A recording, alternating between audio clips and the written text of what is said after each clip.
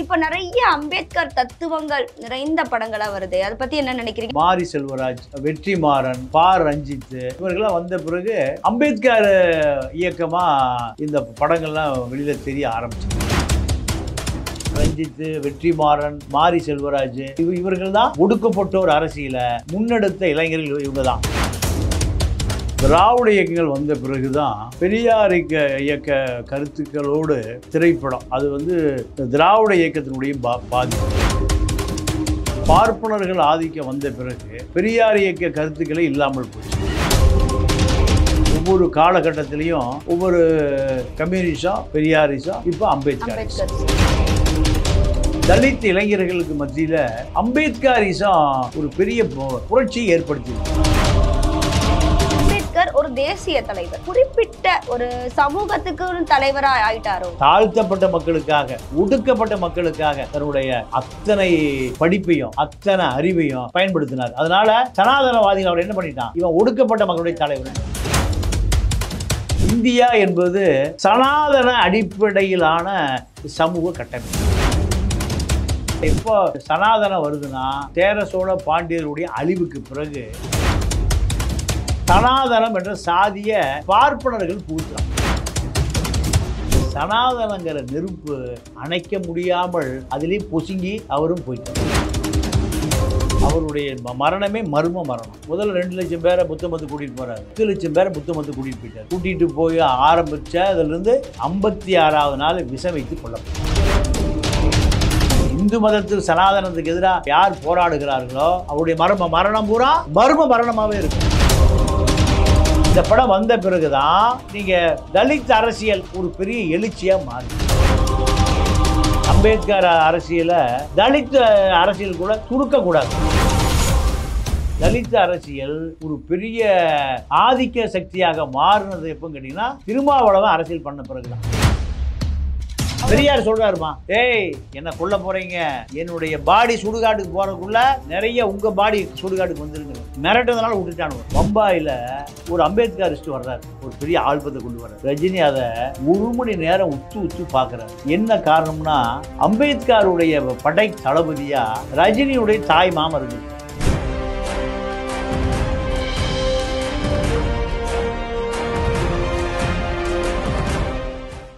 Globe 360 நேயர்களுக்கு வணக்கம். இன்னைக்கு நம்ம நிகழ்ச்சியில அரசியல் விமர்சகர் திரு தமிழா பாண்டியன் அவர்கள் இணைஞ்சிருக்காரு.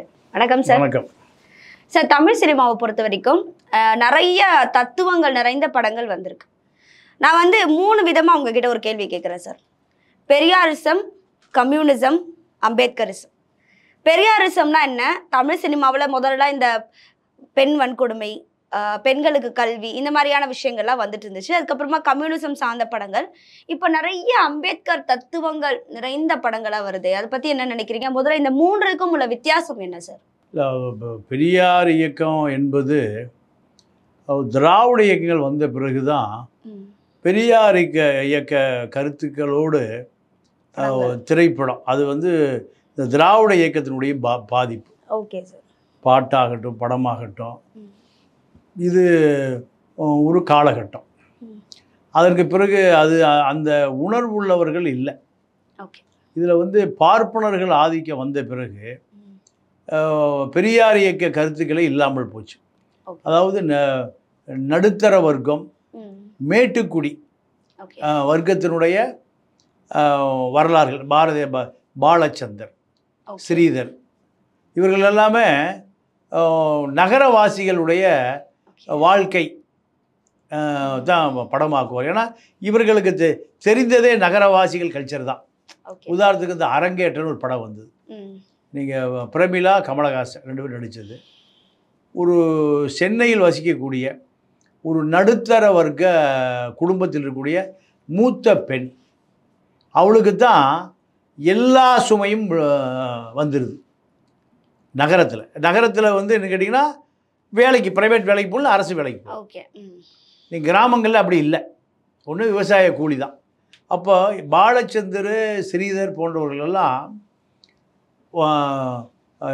80கள் வரை இப்படி தான் கொடி கட்டி பறந்தது. அதற்கு பிறகு நிறைய கிராமத்து இளைஞர்கள் பூராமே சினிமா டைரக்டராக வந்தான். பாக்யராஜ், பாரதி ராஜா இவர்கள் வந்த பிறகு சினிமாவை கிராமத்துக்கே போயிடுச்சு. ஓகே. கிராமத்துக்கு போயிடுச்சு. அதன் பிறகு நீங்கள் ஜனநாதன் வந்தார். ஜனநாதன் வந்த பிறகு கம்யூனிச கருத்துக்களோட படம் வந்தது. ஓகே.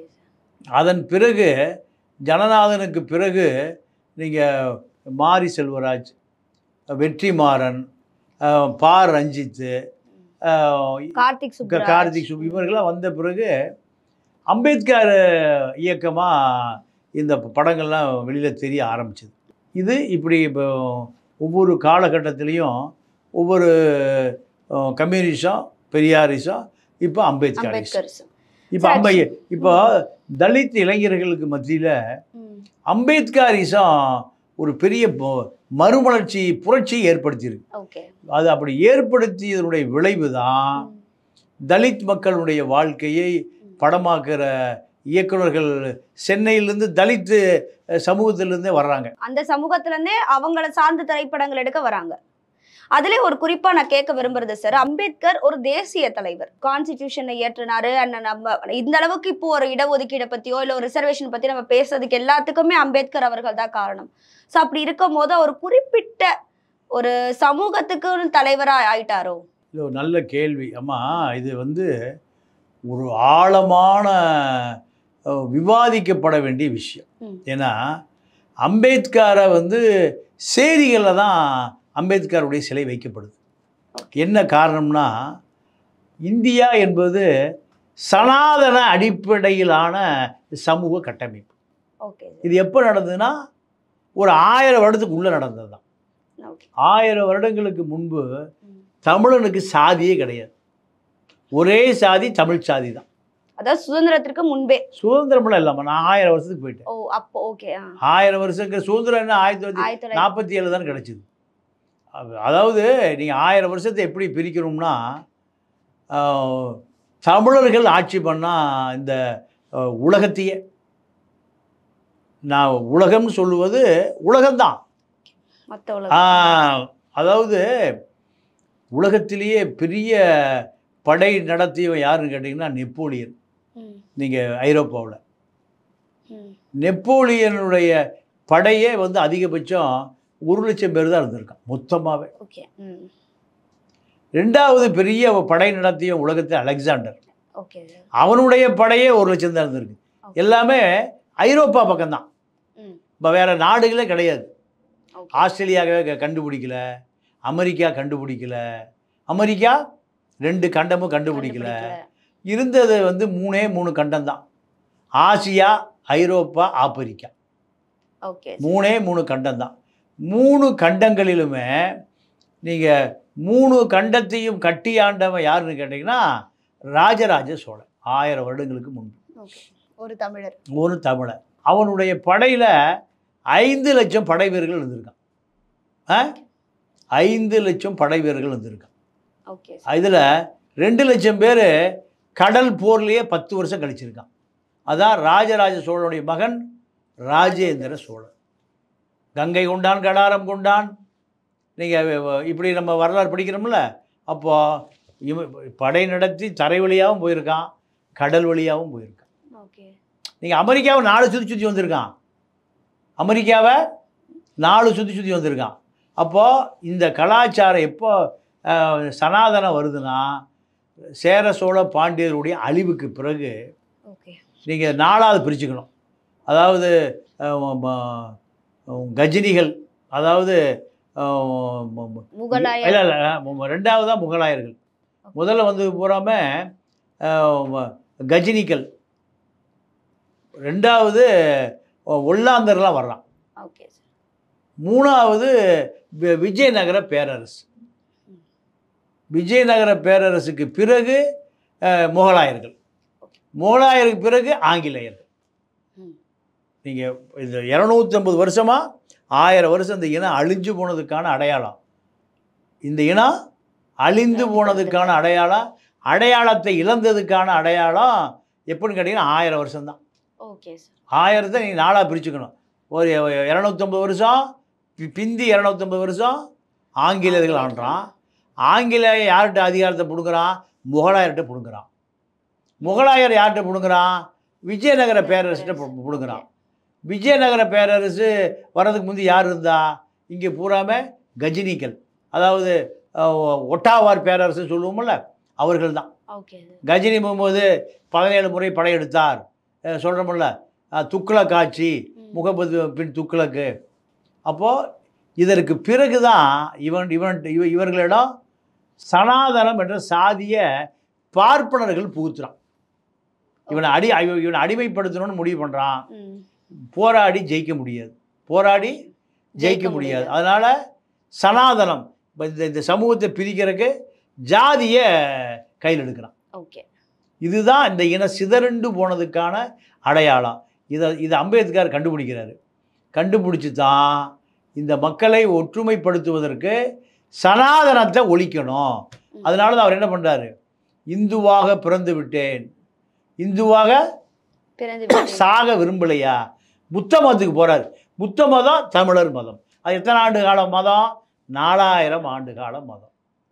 4000 வருடங்களுக்கு முன்பு கிறித்துவமே இல்லை, முகமதியமே முஸ்லீமே இல்லை, கன்ஃபியூசியஸ் மதம் எங்கே? சீனாவில் இருக்கிற இந்த மதங்களே கிடையாது. முதல் மனிதர்களை செழுமைப்படுத்திய ஒரே மதம் எது? புத்த மதம் தான். புத்தி உலகத்திலே தமிழ் வார்த்தையிலிருந்து வந்தது தான் புத்த மதம். இதைத்தான் அம்பேத்கர் என்ன சொல்கிறாரு? ஆதி மதம் புத்த மதம் தான். இந்த இந்துக்கள் வருவதற்கு முன்பே, பார்ப்பனர்கள் வருவதற்கு முன்பே உள்ள மதம் புத்த மதம் தான். அதுதான் என்னுடைய தாய் மதம். நாகர்கள் இருந்த இடம்தான் இப்போ இருக்கக்கூடிய RSS இருக்குல்ல, நாக்பூர். நாகர்கள் நாக்பூர். உலகத்தில் எங்கே போனாலும் தமிழனுடைய பாதிப்பு தான். தமிழ் இப்போ அழிஞ்சே போச்சு. நீங்கள் காஷ்மீரில் இருக்கிற ஸ்ரீநகர், அதுக்கு என்ன பேர்? ஸ்ரீ எடுத்துட்டீங்கன்னா என்ன பேர்? திரு தான் ஸ்ரீ. நம்ம திரு ராதிகான்னு சொல்லுவோம். இப்போ பார்ப்பனர் என்ன பண்ணுறான்? ஸ்ரீமான் ராதிகாங்கிறான். ஸ்ரீ யார் கண்டுபிடிச்சது? பார்ப்பனர்கள். திரு யார் கண்டுபிடிச்சது? சமஸ்கிருதமே நீங்கள் நாடோடி கூட்டமாக வந்த பார்ப்பனர்களுக்கு எங்களுக்கு ஒரு மொழி வேணும்னு கேட்குறான். யார்கிட்ட? நம்ம தமிழ் பேராசாங்கிட்ட. அவன் என்ன பண்ணுறான்? உன்னுடைய தமிழ் மொழிக்கு சரி நிகராக வாதம் செய்யக்கூடிய ஒரு மொழி எனக்கு உருவாக்கி கொடுக்குறான். நம்ம பையன் தான் உருவாக்கி கொடுக்குறான். அதுக்கு பேர் தான் சமமாக கிருதம் பண்ணுவது. வடமொழி என்பதை சமமாக கிருதம் பண்ணுவது. கிருதம்னா தர்க்கம். தர்க்கம் பண்ணுவது. சமஸ்கிருதம். என்ன பண்ணான்? நீங்கள் தமிழ் எழுத்துல பூரா எதை சொருகுவான்? சமஸ்கிருதத்தை சொருகுவான். இதுதான். அப்போ அம்பேத்கரை பொறுத்தவரை அம்பேத்கர் தான் நீங்கள் இந்தியாவினுடைய கான்ஸ்டியூஷனை மன்னன வழக்கில், காடா வழக்கில் எழுதினவர்.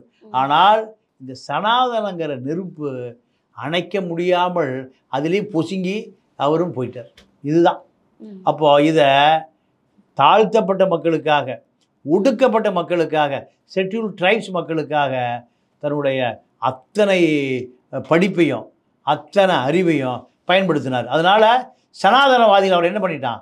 இவன் ஒடுக்கப்பட்ட மக்களுடைய தலைவர். ஆனா அவர் அந்த கான்ஸ்டிடியூஷன் இயற்றியது எல்லாருக்காகவும் தான். இந்தியர்கள் எல்லாரும் சமம் அப்படின்னு பார்க்கப்படணுன்றதுக்காக இயற்றப்பட்டதை ஒரு குறிப்பிட்ட சமூகம் தங்களுக்குன்னு பயன்படுத்திக்க கூடாதுன்றதை மற்றவங்க நினைக்கிறாங்க இல்லையா சார்? அப்போ அவருடைய மரணமே மர்ம மரணம். நீங்க 65 வயதிலே 65 வயதுங்கிறத விட முதல்ல 2 லட்சம் பேரை புத்த மதத்துக்கு கூட்டிட்டு போறாரு. மறுபடியும் புத்த மதத்துக்கு 2 லட்சம் பேர் கூட்டிட்டு போனாரு. 10 லட்சம் பேரை புத்த மதத்துக்கு கூட்டிட்டு போயிட்டாரு. கூட்டிட்டு போய் ஆரம்பிச்ச அதிலிருந்து 56வது நாள் விஷம் வைத்து கொல்லப்பட்டார்.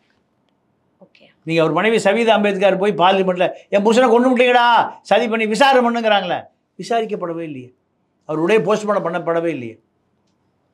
இந்த இந்து மதத்துக்கு சனாதனத்துக்கு எதிராக எவன் யார் போராடுகிறார்களோ அவருடைய மரணம் பூரா மர்ம மரணமாகவே இருக்கும். பெரியார் சொல்கிறாருமா, ஏய் என்னை கொல்ல போகிறீங்க, என்னுடைய பாடி சுடுகாட்டுக்கு போகிறதுக்குள்ள நிறைய உங்கள் பாடி சுடுகாட்டுக்கு வந்துருங்கிறது. மிரட்டதுனால விட்டுட்டானுவ. எதிரி யார் காமிச்சிட்டார் அவர்? யார் எதிரின்னு?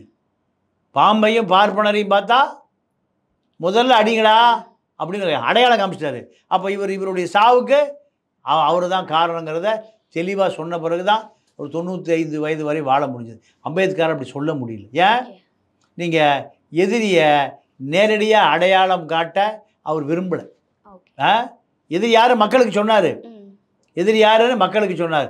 ஆனால் தன்னுடைய மரணம் அவர்களால் நிகழுங்கிறத அவர் சொல்ல மறந்துட்டார். அந்த பெருந்தலைவருடைய உடலே போஸ்ட்மார்ட்டம் பண்ணலை, ஏன்னா வெளியில் உண்மைகள் வந்துடும் அப்படின்றதுக்காக தான் சார். சார், அம்பேத்கருடைய தத்துவங்கள் நிறைய இருக்குது. சமமான கல்வி, எல்லாரும் ஒன்று, ஏற்றத்தாழ்வு இல்லை, தீண்டாமை இருக்கக்கூடாது, இதெல்லாம் அவருடைய கருத்துக்கள். இப்போ அடுத்தடுத்து வந்து தமிழ் சினிமாவில் அதெல்லாம் சேர்க்கப்படுது. ஜெய்பீம் படமாக இருக்கட்டும், பரியரும் பெருமாள், அட்டகத்தி, மெட்ராஸ், நிறைய மாமன்னன், வடச்சென்னை, நிறைய படங்களில் ஒன்று ஒன்றா அந்த கருத்துக்கள் வந்துட்டு இருக்கு சார்.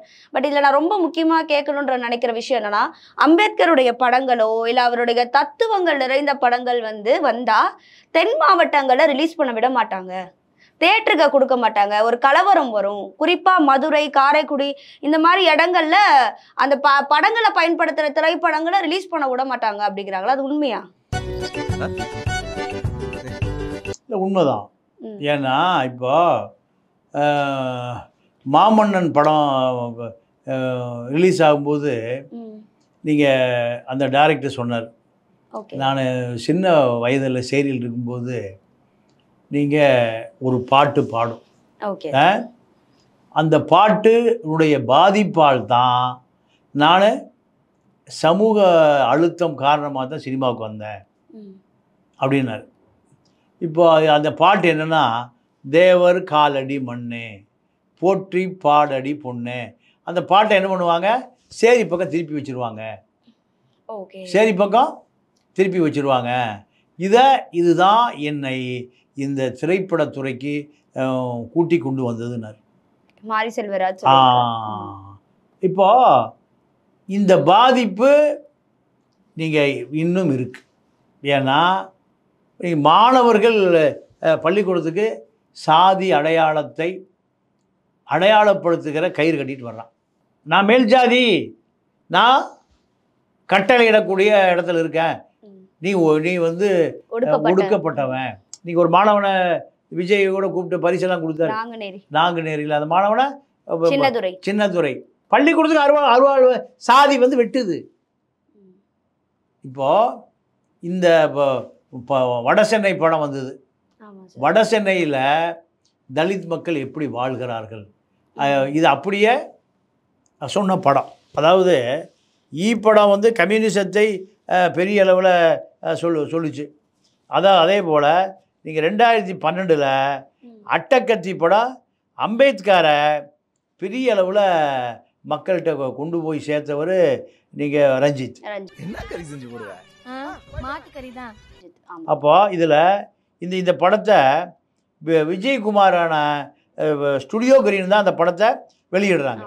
வெளியிட்ட பிறகு இந்த படம் தான் அம்பேத்கர் தலித் அரசியல் இரண்டையும் நீங்கள் மிக தைரியமாக மக்கள்கிட்ட கொண்டு போய் சேர்த்தவர் ரஞ்சித். இந்த படம் வந்த பிறகு தான் நீங்கள் தலித் அரசியல் ஒரு பெரிய எழுச்சியாக மாறுச்சு. நீங்கள் 90களில் புலிகள் இங்கே வந்த பிறகு அது வரைக்கும் புரட்சிங்கிற வார்த்தையை புத்தகத்தில் தான் படிச்சிருப்போம். 1980கள் to 90 காலகட்டத்தில் புலிகள் தான் ஆயுதங்களோடு இந்தியா தமிழ்நாட்டில் தெரிஞ்சான். அப்போ அவன்கிட்ட இருந்து வந்த வார்த்தை என்ன? புரட்சி. இந்த புரட்சிங்கிற வார்த்தை கியூபாவிலையும் ரஷ்யாவிலையும் சீனாவிலையும் கேட்டிருப்போம். அதன் பிறகு நீங்கள் உச்சரித்தவர்கள் தமிழர்கள், எங்கள் ஈழத்தமிழர்கள். நீங்கள் இராணுவத்தை, அரசை ஆயுதம் கொண்டு எதிர்த்தவன் யார்? புலிகள். அப்போ அவர்கள்ட்ட தான் நீங்கள் கம்யூனிசம் கற்றுக்க முடிஞ்சது, தமிழ் தேசியம் கற்றுக்க முடிஞ்சது, உலகத்தில் இருக்கிற எல்லா அரசியலும் அவனை தான் கற்றுக்க முடிஞ்சது. அப்போ அந்த காலகட்டத்தில் முழுக்க ஜியோ பாலிட்டிக்ஸுக்குவான், ஜியோ பூகோள அரசியல். இதை புட்டு வச்சவன் யாருன்னு கேட்டிங்கன்னா நீங்கள் புலிகள் தான். இப்போ அதே போல் நீங்கள் 2000க்கு பின்னாடி ரஞ்சித், பெரிய அளவு ரஞ்சித், வெற்றிமாறன், மாரி செல்வராஜ், இவர்கள் தான் இந்த தலித் அரசியலை எப்படி புலிகள் தைரியமாக புரட்சிங்கிற வார்த்தையை உலகம் பூரா பிரயோகித்தான். அதே போல் இந்த இயக்குனர்கள் தான் என்ன பண்ணுறாங்க, அம்பேத்கர் ரெண்டாவது தலித் அரசியல், ஒடுக்கப்பட்டோர் அரசியலை முன்னெடுத்த இளைஞர்கள் இவங்க தான். இப்போ இந்த அட்டகத்தி படம் பெரிய அளவில் 2012 பேசுபொருளாக வந்துருச்சு. வந்த பிறகு தான் அடுத்து அதே ஸ்டுடியோ கிரீன் என்ன ஞானவேல்ராஜ் என்ன பண்ணுறாங்க, நீங்கள் வடசன படத்தை மெட்ராஸ் படத்தை அதே வடசென்னையில் என்ன அடையாளம் இருக்கோ அதை அப்படியே மக்களுக்கு கொடுக்க சொன்னாங்க.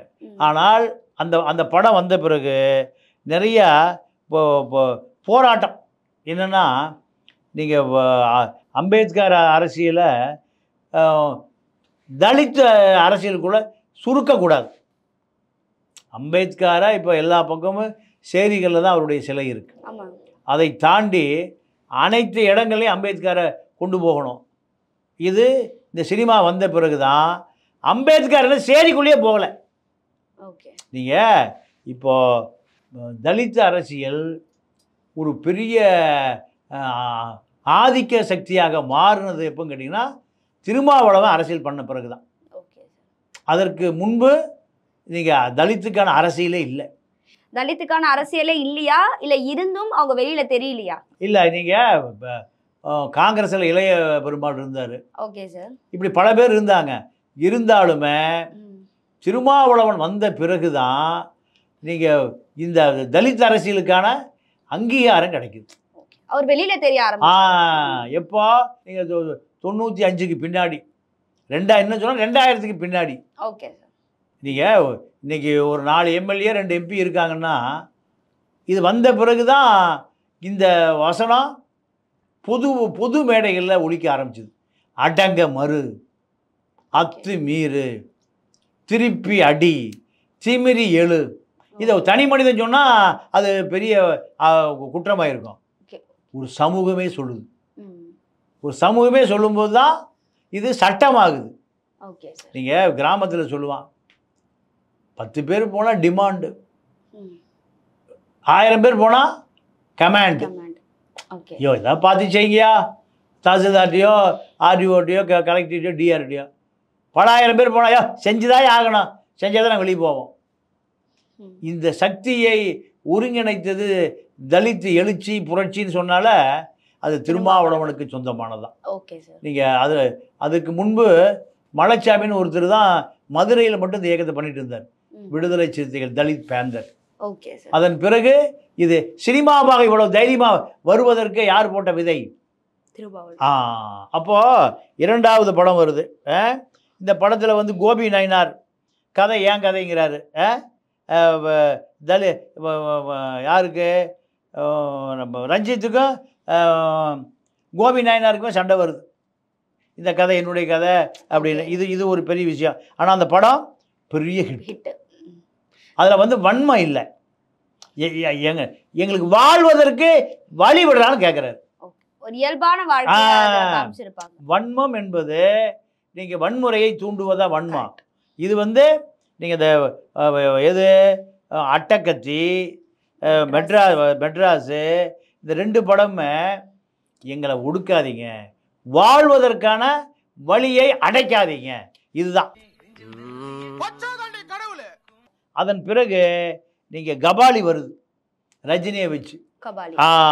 மலேசியாவில் தமிழர்கள், அதாவது தலித் தமிழர்கள் எப்படி அதிகாரம் செய்தார்கள். இது முழுக்க, அதாவது நிலம் உனக்கு அதிகாரம், எனக்கு அது வாழ்க்கையா. மிக எளிமையான ஒரு வசனம். உனக்கு 1000 ஏக்கர் நிலம் இருக்குன்னா உனக்கு ஒரு கௌரவம். எனக்கு சோறே அதுதான், வாழ்க்கையே அதுதான், உழைப்பே அதுதான். இந்த கபாலி காலா 2துலயுமே பாத்தீங்கன்னா நிறைய அம்பேத்கர் தத்துவங்கள் இருக்கும். இது 2மே ரஜினி தெரிஞ்சு அதை நடிக்க ஒத்துக்கிறதுக்கு அவருக்கு ஒரு தைரியம் தேவைப்பட்டுச்சு. இல்லை அதுதான் தப்பு.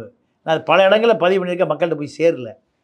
நீங்கள் அந்த படம் நடிச்சிட்டு இருக்கிற பொழுது பம்பாயில் ஒரு அம்பேத்கரிஸ்ட் வர்றாரு, ஒரு பெரிய ஆல்பத்தை கொண்டு வர்றாரு. ரஜினி சார் கிட்ட, ரஜினி கொடுக்குறாரு. ரஜினி அதை 1 மணி நேரம் உத்து பார்க்குறாரு. ஓகே. என்ன காரணம்னா அம்பேத்கருடைய படை தளபதியாக ரஜினியுடைய தாய் மாமா இருந்திருக்கார். ஓ.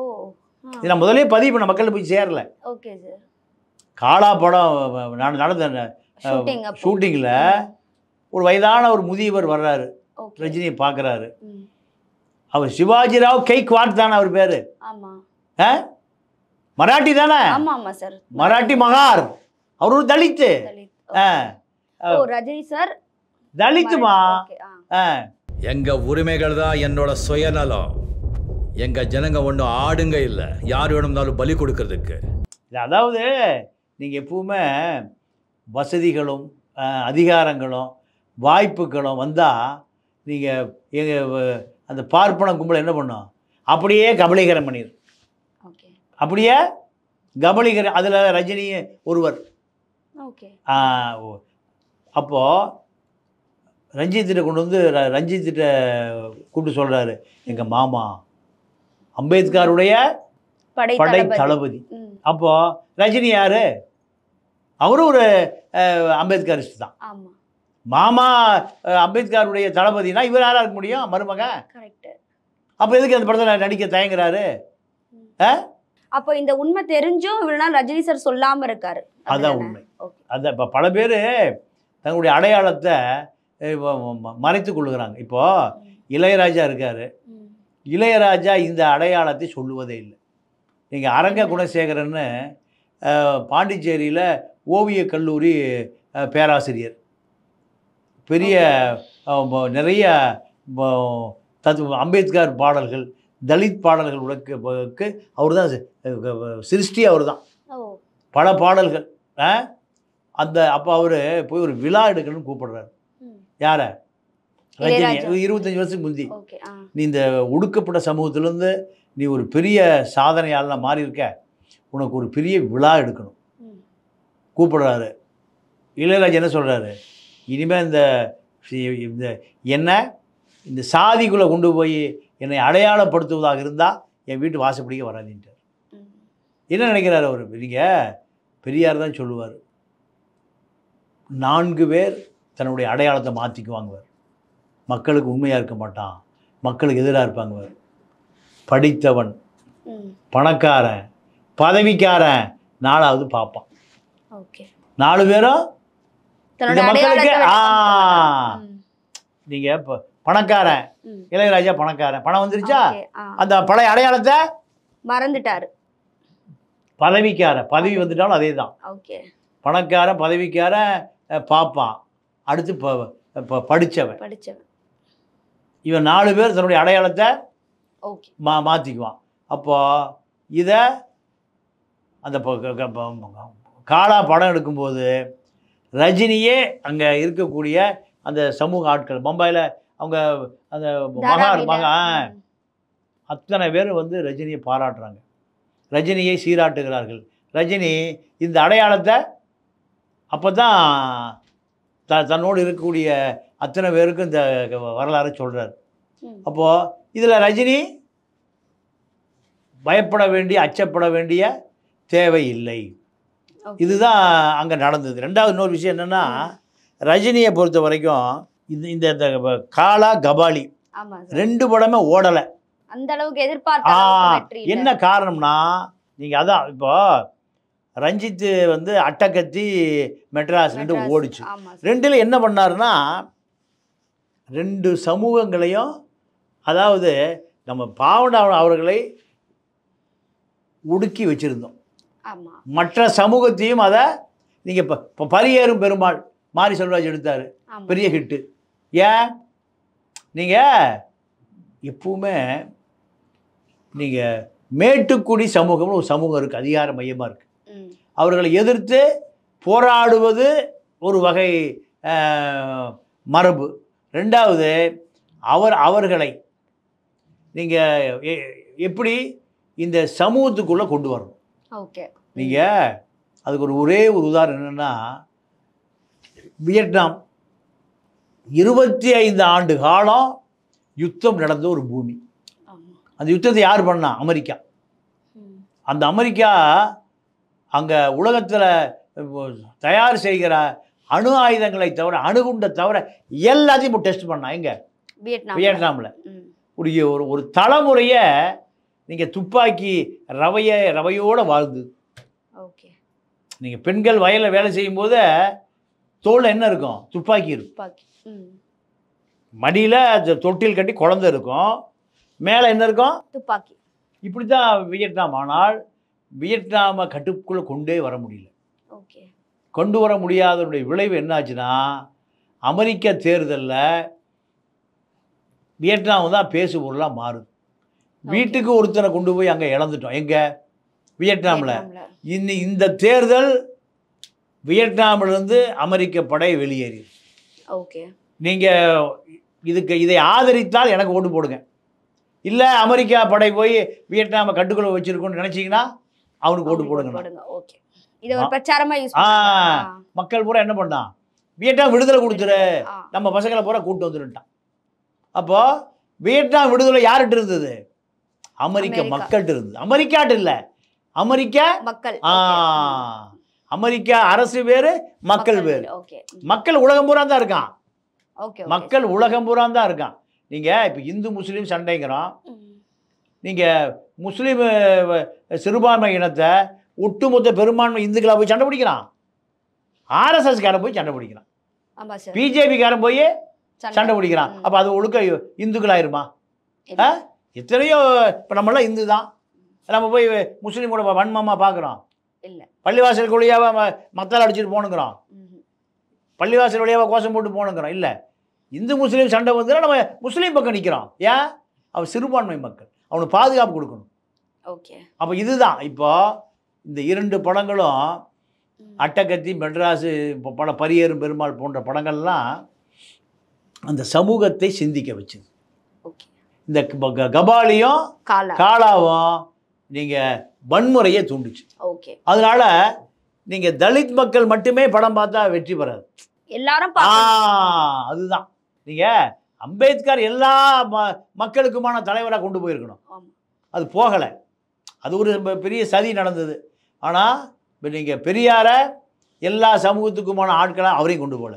கடவுளை இல்லைங்கிறாரியா, கடவுளே இல்லைங்கிறாரு. இப்படியாக அவரை புறக்கணிக்கப்பட்டார். இப்படி தான் ஒவ்வொரு காலகட்டத்தில் இப்படி தான் அரசியல் நடக்கும். ஆனால் திரைப்படம் என்பது கவனமாக செய்ய வேண்டியது. என்னென்னா கலாச்சாரம் சம்பந்தமானது. அப்போது இப்போ பா ரஞ்சித்தினுடைய அடையாளம் எங்கே மாறுது? கபாலிலையும் காலாவிலையும். கபாலி காலா ரெண்டுலேயுமே நீங்கள் எந்த ஃபார்முலா கொண்டு வந்துருக்கணும்? இந்த மெட்ராஸ். அதுதான், அதே தான்.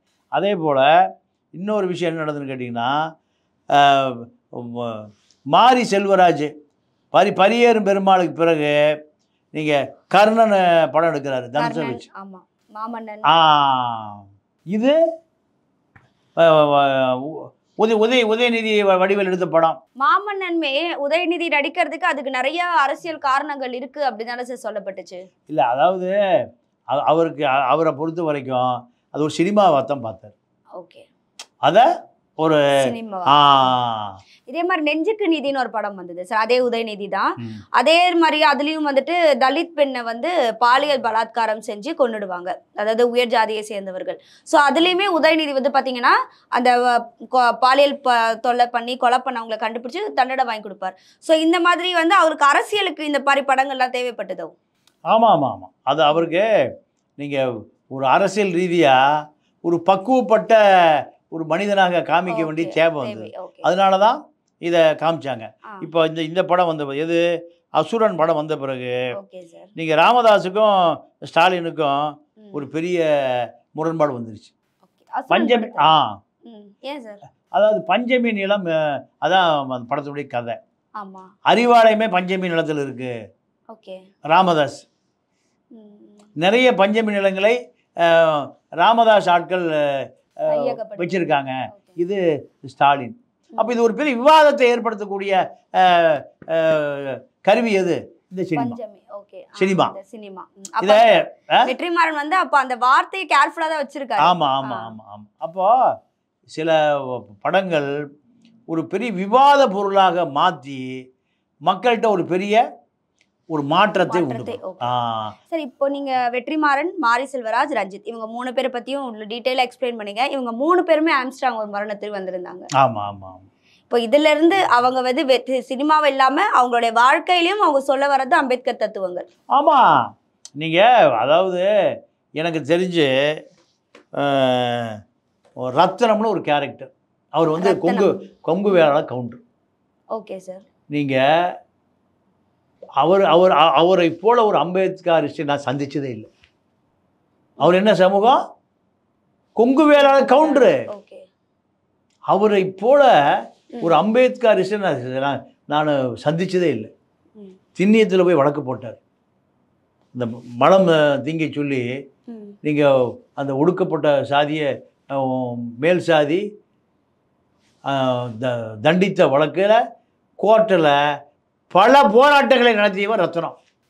மலம் சாப்பிடுறதுக்காக. ரத்னத்தை பொறுத்த வரைக்கும் எங்கே நீங்கள் ஒடுக்கப்பட்ட மக்கள் பாதிக்கப்படுறாங்களோ களத்தில் இருக்கக்கூடிய ஆள் ரத்னம் வழக்கறிஞர். ஓகே.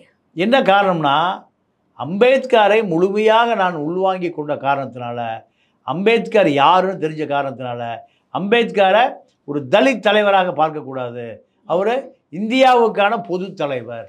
ஓகே. இதுதான் ரத்னத்தினுடைய வாதம். இப்படி பல பேர் இருக்காங்க. அம்பேத்கரை வந்து தலித் தலைவர் என்று சொல்றது பூரா அம்பேத்கரை படிக்கலின்னு. இன்னைக்கு மேதினா ஒன்று எப்படி வந்தது? அம்பேத்கர் வாங்கி கொடுத்த உரிமை தான். தொழிலாளர்கள். இப்படி பல விஷயங்கள். எஸ்டி ஆக்ட் முழுக்க உயிர் கொடுத்தவர் அம்பேத்கர் தான். எஸ்சியை விட, அதாவது ஷெட்யூல்டு இன மக்களை விட ரொம்ப அடித்தட்டில் கிடக்கிறது யாரு? ஒரு வாழ்நாள் முழுக்க அவர் யாரை பற்றி சிந்திச்சாருன்னா ஷெட்யூல்டு ட்ரைப்ஸ் தான், பழங்குடியின மக்களை தான் அதிகமாக அவர் சிந்திச்சார். அப்போது பழங்குடியின மக்களும் அவரை மறந்துட்டான், தலித் மக்களும் மறந்துட்டான், ஒட்டுமொத்தமான சமூக மக்களும் அவரை மறந்துட்டான். இப்போ பெரியாருக்கு என்ன நிலைமை ஏற்பட்டு அதே நிலைமை தான். சரி, இப்போது நீங்கள் லிஸ்ட்டாக இவங்களுடைய பேரெல்லாம் நம்ம டிஸ்கஸ் பண்ணோம் இல்லையா, அவங்க எல்லாருக்குமே ஒரு முத்திரை ஒன்று குத்திட்டாங்க, இவங்களால இந்த மாதிரி படம் தான் எடுக்க முடியும். அப்போது அந்த நடிகர்களுக்கோ இல்லை இயக்குநர்களுக்கோ வேறு யாருமே வாய்ப்பு கொடுக்க மாட்டேங்கிறாங்க. அதே மாதிரி இஸ்லாமியர்கள், முஸ்லிம்ஸ் கூட அந்த அளவுக்கு தமிழ் சினிமாவில் வளர முடியுதானா? வளர முடியல. ஸோ இவங்க எல்லாரையும் ஒதுக்கிறதுக்கான காரணம் என்னவா இருக்கும்? ஏன்னா இந்த அம்பேத்கர் தத்துவங்களை சொல்றதுனால ஒதுக்கப்படுறாங்களா, இல்லை இந்த மாதிரி தான் இவங்களால படம் எடுக்க முடியும் அப்படிங்கிற அந்த கற்பனை வந்துடுதா? இல்லை, ரெண்டு விஷயமா இருக்கு. இவர்களை பொறுத்த வரைக்கும் பொது தளத்தில் இவர்களால் இந்த படத்தில் கொடுக்குற அந்த சிந்தனைகளை பொது படத்தில் கொடுக்க முடியாதுன்னு அவர்களே நம்புகிறாங்க. அது நீங்கள் அதற்கான வாய்ப்புகளை இன்றைக்கு வரைக்கும் அவர் கிடைக்கல. கிடைச்சா ஒரு வேளை பிரகாசிச்சிருக்கலாம். ஆனால் இந்த வாய்ப்புகளை இவர்களே உருவாக்கி கொள்கிறார்கள். நீ வெற்றிமாறனாகட்டும், மாரி செல்வராஜ் ஆகட்டும், ரஞ்சித் ஆகட்டும். ரஞ்சித்னா ஒரு தலித் டைரக்டர், ஒரு தலித் டைரக்டர், ஒரு அம்பேத்கரிஸ்ட். இப்படியான அடையாளங்கள் முத்திரை குத்தப்பட்டு விட்டது. சினிமா பொறுத்த வரைக்கும் நீங்கள் சினிமா வந்து ஒரு ஆபத்தான, அது தமிழ் சினிமா ஒரு ஆபத்தான போக்கு. இன்னொரு விஷயம் என்னென்னா, இதுலேயும் ஒரு அற்புதமான ஒரு செய்தி இருக்குது. நீங்கள் அம்பேத்கர் ஒரு படம் மலையாளத்தில் மம்முட்டியே நடிக்கிறார். பயோபிக். அவருடைய வாழ்க்கை வரலாறு அவரே நடிக்கிறாரு. இந்த படம் எடுக்கும்போது அவரே சொல்றாரு, நான் தான் அம்பேத்கரை நடிக்க போறேங்க. இங்க அந்த அளவுக்கு அந்த வாய்ப்பு ரொம்ப முடங்கி போயிருக்கு. என்ன காரணம்? இந்த சாதிய கட்டுமானம் மிகப்பெரிய அளவில் படம் எடுத்து நிற்கிது. நீங்கள் அதாவது பெரியாருடைய இயக்கம்தான் திமுக, அண்ணாதிமுக. அது அண்ணாதிமுக பெரியார் பேரை சொல்லுங்க தகுதியில் வச்சுக்கோங்க. எல்லாம் கோயில் போய் படுத்து கிடக்கிறான், மண் சோறு சாப்பிட்றான் தலைவிக்கு, எல்லாம் வேப்பிலை ஆடுறான், தீச்சட்டி எடுக்கிறான். திமுகலே கோயிலுக்கு போகிறான். இருந்தாலும் இங்கே 100% போகிறான், அங்கே 50% போகிறான். இதுதான் வேற நமக்கு அவ்வளோதான், பெரிய வித்தியாசம் இல்லை. ஓகே. கருணாநிதி இருக்கிற வரைக்கும் கருணாநிதி மஞ்சள் துண்டு போட்டு தான் இருந்தார். ஓகே. இப்போ எடப்பாடி 45 கயிறு கட்டியிருக்காரு, பச்சை கயிறு சிவப்பு கயிறு. ஜெயலலிதா சசிகலாவும் போகாத கோயில் இல்லை. போகிற வழியில் எவனாவது ஒரு கல்லை நட்டி அதுக்கு ஒரு ஊதுபத்தி போச்சு, அங்கேயே கார் நினைச்சு அந்த மாதிரி உழுது கும்பிட்டுரும். ஓகே. அந்த அளவுக்கு கடவுள் நம்பிக்கை.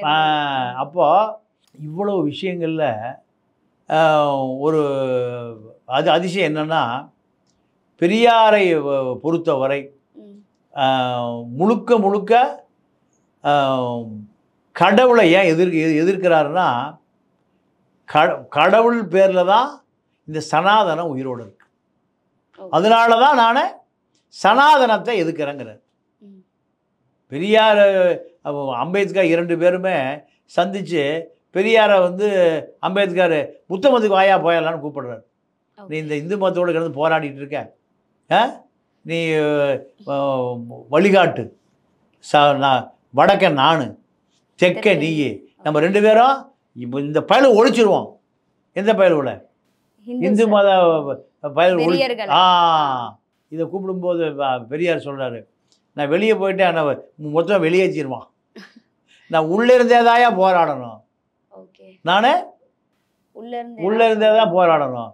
உன்னுடைய மக்களை நீயே புத்த மதத்துக்கு சேர்த்திரு, அது தேவை. ஆனால் நான் இந்து மதத்துக்குள்ளே இருக்கக்கூடிய என்னுடைய மக்களை அறிவு ரீதியாக இந்து மதத்தில் வெளியேற்றுறேன். இதுதான் பெரியாருடைய தத்துவம். ஆனால் திமுக அதிமுக 2மே இப்போ என்ன பண்ணுறான்னா, எந்த சாதியை அதிகமாக அந்த பகுதியில் இருக்கோ அவனை கூட வேட்பாளராக போடுறான். நீங்கள் வடக்க தமிழ்நாட்டினுடைய வடக்க ஒரு தலித்த மாவட்ட செயலாளரை எந்த கட்சியும் போடாது, திமுகவும் போடாது, அதிமுகவும் போடாது. அப்போ யாரை போடுவான்? எது அதிகமாக இருக்கோ அந்த சாதி தான் போடுவான்.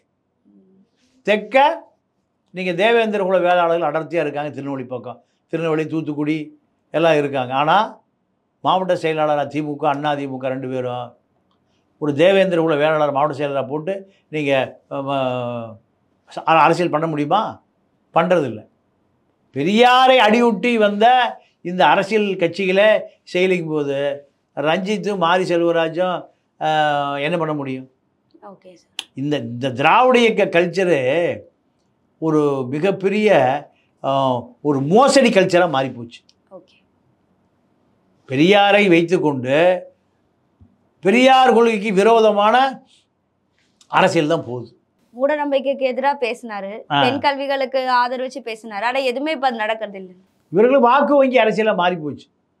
அதனால தான் அம்பேத்கராக மம்முட்டி நடிக்கக்கூடிய சொந்த படம் எடுத்து அவரே கேரக்டர் நடிக்கிறாரு. ஆனால் இங்கே அதற்கான பிளாட்ஃபார்மே இல்லை. இந்த மண்ணில் தான் பெரியார் அம்பேத்கரோடு நீங்கள் கூடி குழவினார். அம்பேத்கர் அங்கே ஊதா சட்டை, இங்கே கருப்பு சட்டை பெரியார். 2 பேருமே ஒரே கொள்கை தான், சனாதன எதிர்ப்பு. ஒடுக்கப்பட்ட மக்களுக்கான அதிகாரம் வேணுமையா, அதுதானே கேட்டார். ரிசர்வேஷன் இங்கே போராட்டம் பெரியார் தானே ஆரம்ப கட்டத்திலேருந்து ரிசர்வேஷன் இங்கே இடஒதுக்கீடுங்கிற தீய கொளுத்தி போட்டதா தமிழ்நாட்டில் தானே. அதுதான் இந்தியா பூரா போச்சு. ஆரம்பிச்சது பெரியார், இந்தியா முழுக்க கொண்டு போனது அம்பேத்கர். நீங்க இந்தியாவுடைய முதல் சட்டக்கல்லூரி எது? சென்னை அம்பேத்கர் சட்டக்கல்லூரி தான். அப்புறம் தான் இந்தியா பூரா போச்சு. அப்போது ஏன்னா தமிழர்கள் வந்து எதையுமே ஈஸியாக பிடிச்சிக்குவான். இவன் ஆண்டாண்டு காலமாக இவன் வந்து அறிவாளி, அதனால் எதையுமே மிக எளிமையாக பிடிச்சிக்குவான். அதனால தான் இப்போ அம்பேத்கரை இன்னும் வந்து மறைக்கவே முடியும். வடநாடுகள்லாம் கம்யூனிஸ்ட் கட்சி அழிஞ்சே போச்சு, அம்பேத்கர் இயக்கமே இல்லாமல் போச்சு. ஆனால் இங்கே அம்பேத்கர் இயக்கத்தையும் ஒழிக்கவே முடியாது. என்ன காரணம் கேட்டிங்கன்னா, அம்பேத்கர் இயக்கம் என்பது தலித் அரசியலை தாண்டி நிற்கிது. இப்போ அம்பேத்கர் படத்தை போடாமல் எந்த கட்சியும் இங்கே அரசியல் பண்ண முடியாது. பெரியாரை போடாமல் எந்த கட்சியும் அரசியல் பண்ண முடியாது. மார்க்ஸ் ஏங்கிள்ஸ் படத்தை எதுக்கு போட்டுக்கிறான்? சும்மா ஃபார்மாலிட்டிக்கு போட்டுக்கிறான்.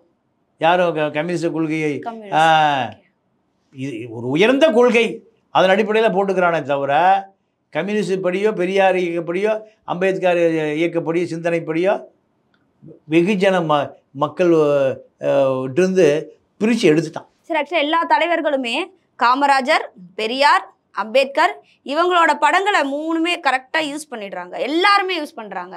அதுலேயும் ஒரு அரசியல் இருக்குல்ல சார்? கண்டிப்பாக. ஏன்னா இங்கே வாக்கு வங்கி அரசியல் தான். ஓகே. அதாவது எப்படியாவது தாழ்த்தப்பட்ட மக்கள்கிட்ட பணம் நீங்கள் இன்னொரு விஷயம் என்னென்னா, எங்கேயும் போய் பணம் கொடுத்து ஈஸியாக அந்த மக்களை வந்து ஏமாற்ற முடியாதுன்னு நினைக்கிறான். ஆனால் சேரியில் போய் ஈஸியாக ஏமாற்றலாம் நினைக்கிறான். எல்லா ஜாதியும், எல்லா கட்சியும், எல்லா மேல் ஜாதியும். அவன் அப்பாவியாக இருக்கான். அவனுக்கு அம்பேத்கர் சொன்னது ஒன்று தான், கற்பி. அவனுக்கு கல்வியை குடியா, கல்வியை கொடுத்தீங்கன்னா அவன் அறிவு வந்துடும். கல்வி அவனுக்கு மறுக்கப்பட்டு 1000 வருஷமாக இருக்கு. அதனுடைய விளைவு தான் கற்பி கலகம் செய். நீங்கள் அம்பேத்கர் சொல்கிறார். பெரியார் தான் சொல்கிறார், பெண் ஏன் அடிமையானார், பெண்ணுக்கு கல்வி கொடுயா அந்த குடும்பமே பொழைச்சிக்குங்கிறார். ரெண்டும் ஒரே கருத்து தான். அதாவது அம்பேத்கர் தத்துவங்கள் நிறைந்த தமிழ் படங்கள் இன்னும் நிறைய வரணும். ஏன்னா அப்பதான் அம்பேத்கரிசம்னா என்ன அப்படிங்கிற இப்போ இருக்கிற இளைய தலைமுறைக்கு, ஏன்னா சினிமா மூலமா நம்ம என்ன விஷயம் சொன்னாலும் அது உடனே போய் மக்களை சேர்ந்துடும் சார். ஸோ அந்த வரிசையில இப்போ வர இயக்குனர்கள் எல்லாருமே அந்த ட்ரெண்டை ஃபாலோ பண்ணிட்டு இருக்காங்க, இன்னும் தொடரணும். இப்போ இருக்க தலைமுறைக்கு அம்பேத்கரை பத்தின நிறைய விஷயங்கள், அம்பேத்கர்னு இல்லை பொதுவாக நம்ம நாட்டு தலைவர்களை பத்தின இன்ஃபர்மேஷன்ஸ் எல்லாமே இப்போ இருக்க இளைய தலைமுறைக்கு போகணும். ஸோ அந்த வகையில் இன்னைக்கு நிறைய விஷயங்களை பகிர்ந்துக்கிட்டீங்க. நன்றி. நன்றி, வணக்கம்.